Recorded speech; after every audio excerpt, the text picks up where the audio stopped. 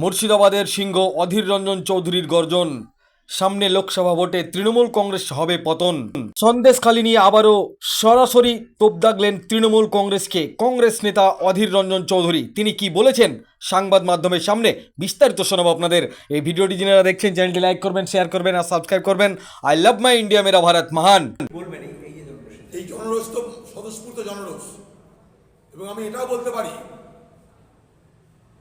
যে সন্দেশখালীর নারীদের যে জনরোষ, সেটা সেখানকার সর্বস্তরের সাধারণ মানুষের সমর্থন আছে, সেখানকার তৃণমূলেরও নিচু স্তরের লোকদের সমর্থন আছে বলে আমি মনে করি।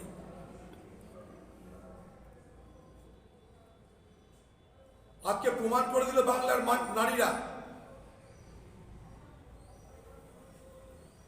যে তারা তাদের সম্মান, মান, মর্যাদা রক্ষা করতে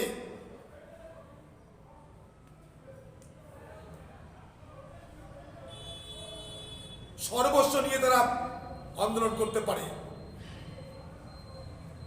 লজ্জা লাগা উচিত বাংলার তৃণমূল সরকারের, লজ্জা লাগা উচিত বাংলার মুখ্যমন্ত্রীর,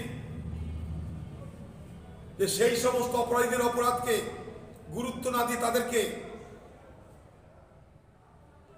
সরকারের আঁচলের তলায় রক্ষা করতে চাইছেন।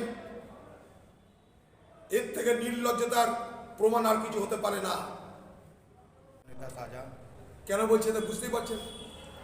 সমস্ত কিছু পরিকল্পিত, নির্দেশিত পথে চলছে।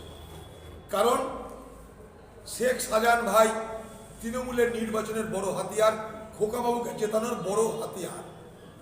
খোকাবাবুর জেতা হারার অনেকটা নির্ভর করে শেখ শাহজাহান এবং তার যে গ্যাং, তাদের দৌরাত্মের উপরে। তাই শেখ শাহজাহানকে আগামী দিনে রক্ষা করার জন্য দিদি সব কিছু করবে। হয়তো বঙ্গশ্রী পুরস্কারও দেবে, সাহিত্যশ্রী পুরস্কার দিতে পারে। দিদির কাছে কোনো অস্বাভাবিক কিছু নেই। দিদি হয়তো বলে শেখ শাহজাহানকে আমরা সাহিত্যশ্রী পুরস্কার দিয়ে দিলাম।